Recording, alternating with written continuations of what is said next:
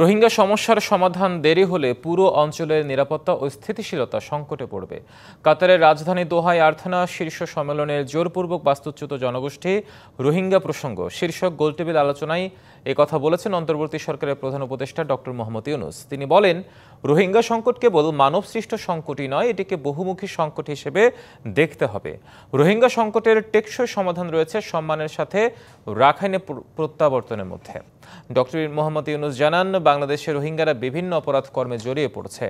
রাখাইনে নাটকীয় পরিবর্তন হচ্ছে। আরাকান আর্মি নিয়ন্ত্রণে বাংলাদেশ মিয়ানমার সীমান্তের 271 কিলোমিটার। সশস্ত্র সংঘাতের কারণে নতুন করে রোহিঙ্গারা বাংলাদেশে প্রবেশ অব্যাহত রয়েছে।